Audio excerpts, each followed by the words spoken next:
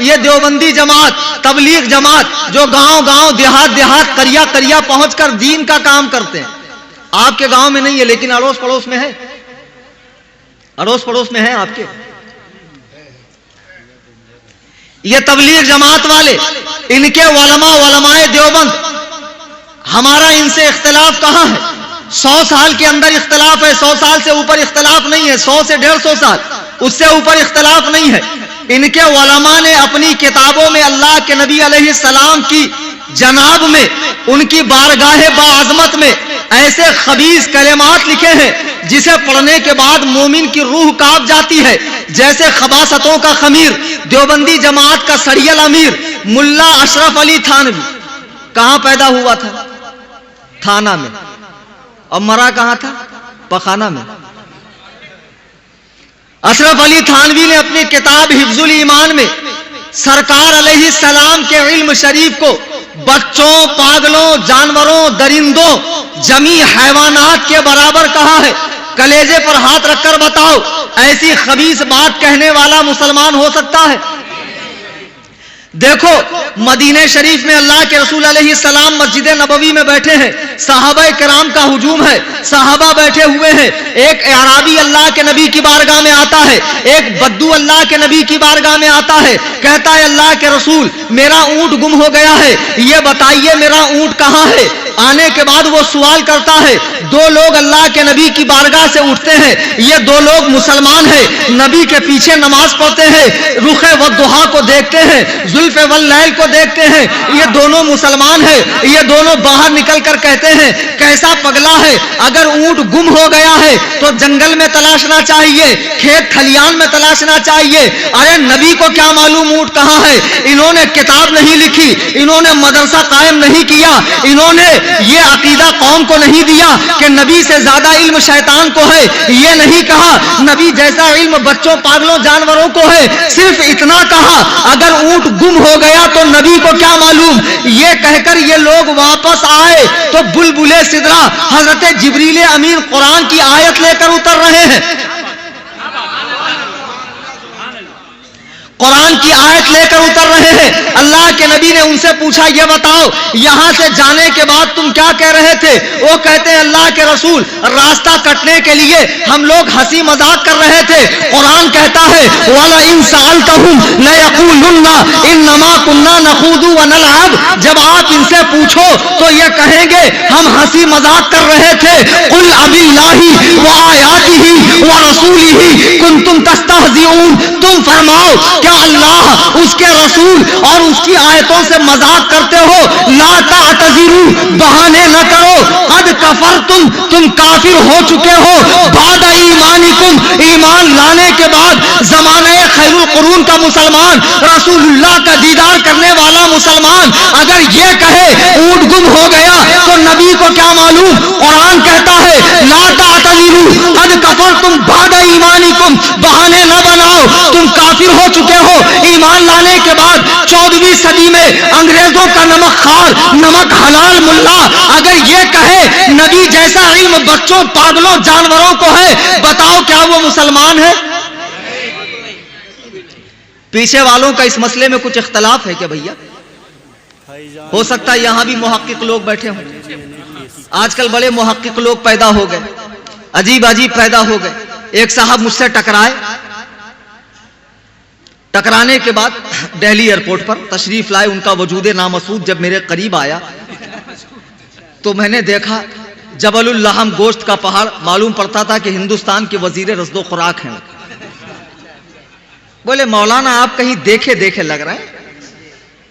میں نے کہا دیکھا ہوگا. بولے آپ کا اس میں گری کیا ہے؟ آپ کا اس میں گری. میں نے کہا کلیم حنفی. بولے اچھا آپ وہی ہیں جو فون پر مناظرہ کرتے ہیں؟ تو میں نے کہا فون پہ مناظرہ کرنا حرام ہے، شرک ہے، ناجائز ہے، کیا ہے؟ بولے نہیں کچھ نہیں ہے لیکن آج ہم سے بھی ہو جائے. تو میں نے کہا للہ یہ جگہ مناسب نہیں ہے، یہاں پر ہندو ہم دونوں کو مسلمان سمجھ رہا ہے، کہیں گا 2 ملا آپس میں کیوں لڑ رہے ہیں؟ تو ایک کام کرو باہر نکلو تو تمہارے ذوق کے مطابق تمہیں سامان دیا جائے. نہیں بولے آج ہی ہو جائے، یہی ہو جائے. تو میں نے کہا ہو جائے تو آئیے، any time most welcome for ٹھکائی. لائیے تشریف. آئے صاحب بولے مولانا وہ کیا ہے جو نہیں ملتا خدا سے جسے تم مانگتے ہو مصطفیٰ سے؟ تو میں نے کہا یہ کون سا مناظرہ ہوا بھیا؟ نہیں، بولے جواب دینا پڑے گا آپ کو. وہ کیا ہے جو نہیں ملتا خدا سے جسے تم مانگتے ہو مصطفیٰ سے؟ میں نے کہا سن، وہ چندہ ہے جو نہیں ملتا خدا سے جسے تم مانگتے ہو سعودیہ سے. نہیں مانگتے.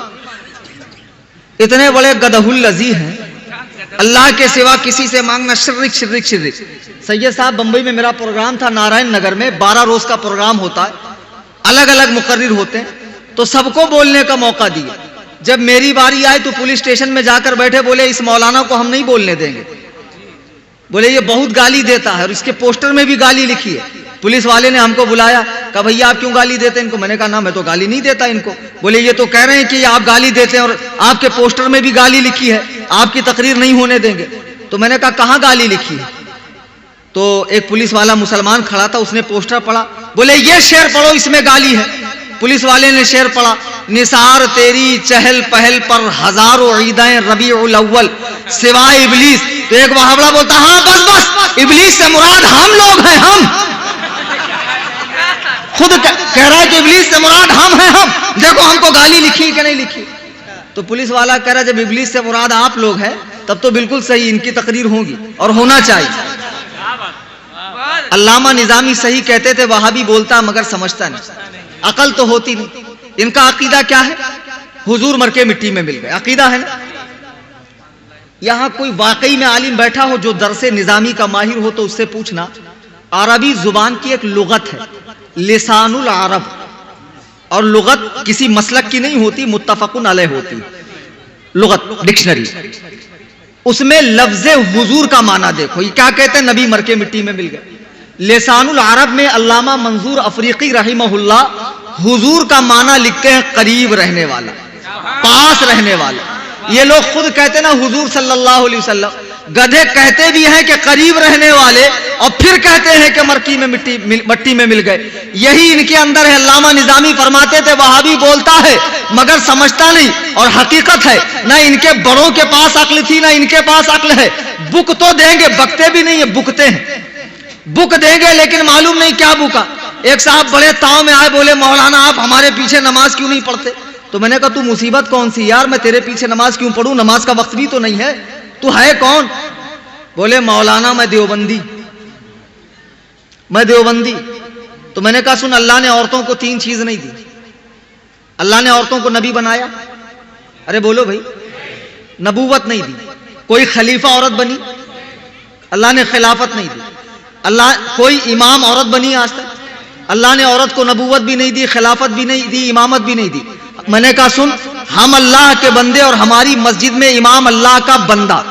تو بندے کی نماز بندے کے پیچھے ہوتی ہے، بندے کی نماز بندے کے پیچھے ہوتی. اب میں اللہ کا بندہ اور تو دیو کی، اب بندے کی نماز بندی کے پیچھے ہوگی،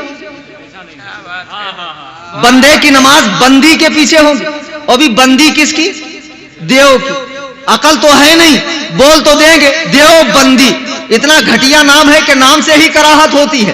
بہرحال انہی دیوبندی مولویوں نے اپنی کتابوں میں یہ ساری خباثت لکھی ہے. یہ تو دیوبندی لنکا کا ایک راون تھا اشرف علی تھانوی، جس کی کتاب میں نے بتائی. ان کا دوسرا بڑا کٹھ ملا مولوی قاسم نانوتوی، اس نے اپنی کتاب تحذیر الناس میں سرکار کے آخری نبی ہونے کا 3 جگہ انکار کیا. کتنی جگہ؟ مسلمانوں کا بچہ جانتا ہے کہ جتنے نبی آنے تھے آدم سے حضرت عیسیٰ تک آ گئے، لیکن جب بطن آمنہ سے آمنہ کا لال دنیا میں تشریف لایا تو اس حیثیت سے تشریف لایا کہ اب 7 طبق زمین اور 7 طبق آسمان میں نبی کی حیثیت سے کوئی پیدا ہو ہی نہیں سکتا ہے. اللہ نے سرکار کے دونوں شانوں کے بیچ میں مہر نبوت لگا دی ہے اور یہ ارشاد فرما دیا کہ اب محمد الرسول اللہ کے بعد زمین کے 7 طبقات اور آسمان کے 7 طبقات میں کوئی نبی آ ہی نہیں سکتا. لیکن دیوبندیوں کا عقیدہ ہے کہ نیا نبی پیدا ہو سکتا ہے. ان کے ایک اور ملا मौलवी रशीद गंगोही ने अपनी किताब फतावा रशीदिया में अल्लाह के लिए झूठा होना मुमकिन लिखा है। और इतना ही नहीं, कौवे को हलाल भी लिखा है, खाने पर सवाब भी लिखा है।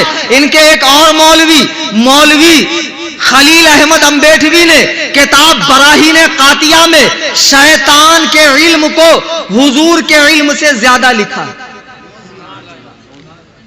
अब ऐसा नहीं है कि ये किताबें कुछ आजकल लिखी हों, 150 साल पहले ये किताबें लिखी गई, उसी वक्त छपी, आज तक छप रही है। लिखने वाले मरकर जन्नत से एक स्टाफ पहले पहुंचे, आज तक ये किताबें छप रही है, आज तक ये किताबें छप रही है।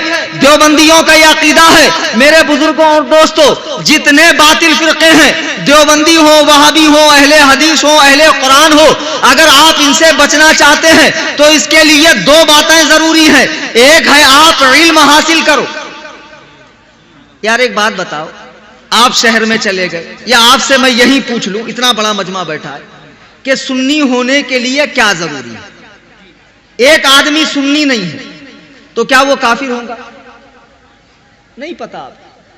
बेसिक सीखो यार, जरूरियात इस्लाम क्या है, जरूरियात अहले सुन्नत क्या है, हम सुन्नी क्यों हैं, अहले सुन्नत के अकाइद क्या हैं, और उन अकाइद की दलील कुरान हदीस में कहां है।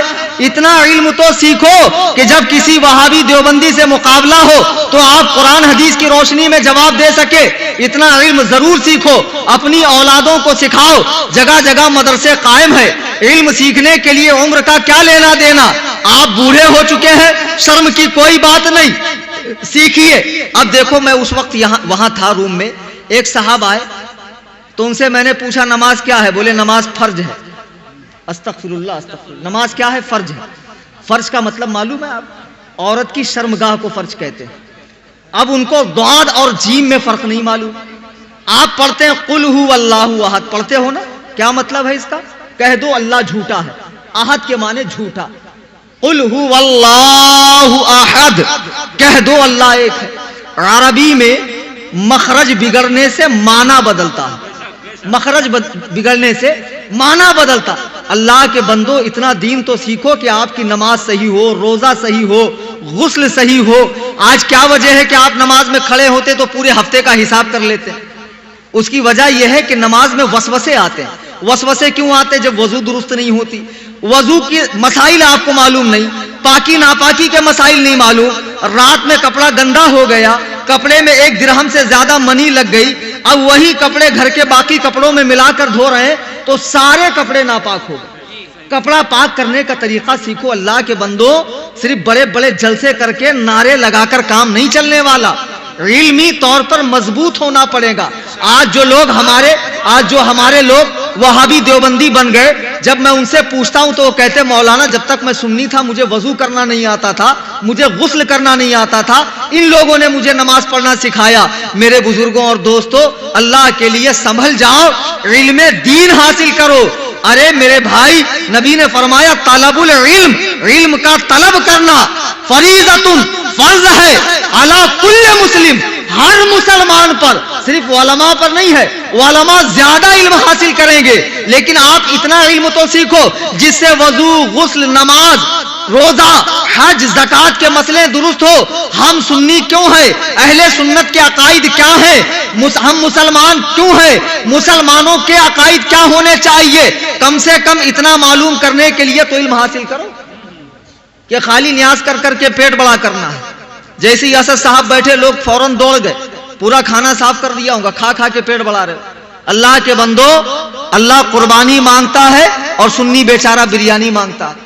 दीन के लिए कुर्बानी पेश करो और खुदा के लिए कुरान करीम मखारिज के साथ पढ़ो। मैं ये नहीं कहता कि आप डायरेक्ट तर्जमा करना शुरू कर दें, अरबी लुगत लेकर आए और लफ्ज का तर्जमा करना शुरू करें। इतना कुरान सही पढ़ो कि आपकी नमाज सही हो जाए। आप में से कभी किसी ने किसी आलिम के पास जाकर ये कहा हजरत देख लीजिए मेरी नमाज कैसी है? कहा कभी? नहीं कहा। किसी आलिम को 100 रुपए 500 रुपए दिए कि हुजूर मेरी तरफ से रख लीजिए, मेरी नमाज दुरुस्त करवाइए? نماز کے تعلق سے ہم لوگ بہت غفلت کا شکار ہے. اللہ کے بندو ہوش میں آؤ. عشق نبی کا دعویٰ کرتے ہو, نبی فرماتے ہیں کہ نماز میرے آنکھوں کی ٹھنڈک ہے. آج یہی وجہ ہے کہ ہم لوگوں نے مسجدوں میں جانا چھوڑ دیا. وہابی دیوبندی ہماری مسجدوں پہ قبضہ کر رہے ہیں. نمازوں کی پابندی کیجئے, نمازوں کو صحیح کیجئے. اہل سنت